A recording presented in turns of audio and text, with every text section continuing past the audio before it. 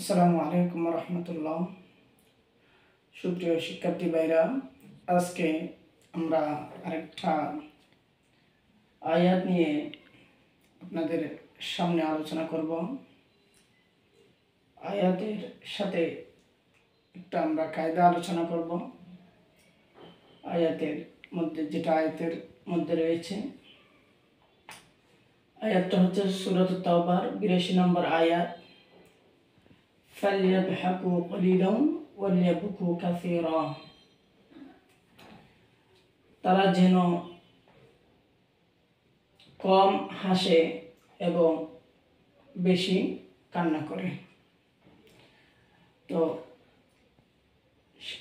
শিক্ষার্থী বন্ধুরা, যে এখানে আমাদের আজকের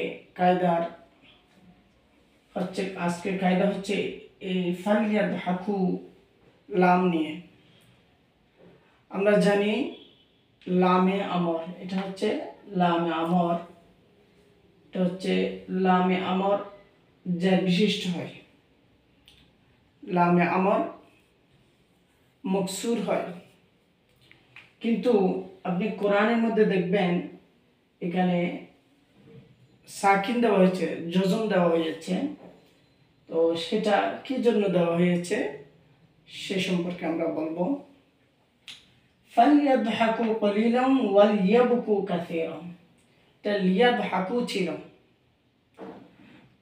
এটা হরফে আতফের পরে আসার কারণে লামে আমর, লামে মকসুর, এটা সাকিন বিশিষ্ট হয়েছে। আরবের মধ্যে একটা কায়দা আছে, সেটা হচ্ছে ফাইলুনের ওজনে কোনো সিগা হলে সেটা আসলি হোক কিংবা আরজি হোক, তাহলে মাঝখানে আইন কালিমায় সাকিন দেওয়া জায়েজ আছে। যেমন ফালিয়াদহাকু, ফালিয়া ফাইলা, এটা আরজি ভাবে হরফে আতফ যুক্ত হওয়ার কারণে এখানে ফালিয়া ফাইলা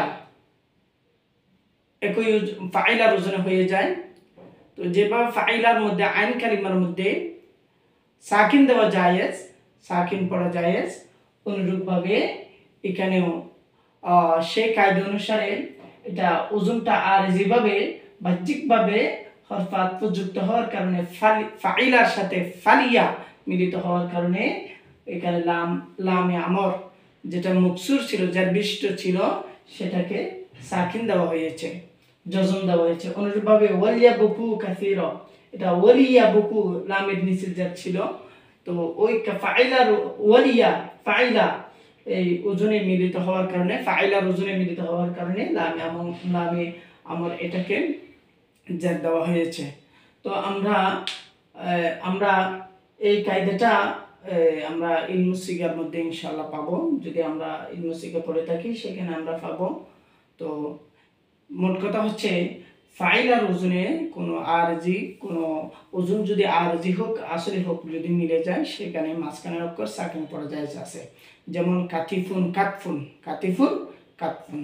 অনুরূপভাবে এই কায়দা অনুসারে এখানে আরজি ভাবে এই ওজনটা ফাইলুনের সাথে মিলিত হওয়ার কারণে লামে আমর একটা মকসুর ছিল, সেটা জজমযুক্ত হয়েছে, সাকিন বিশিষ্ট হয়েছে।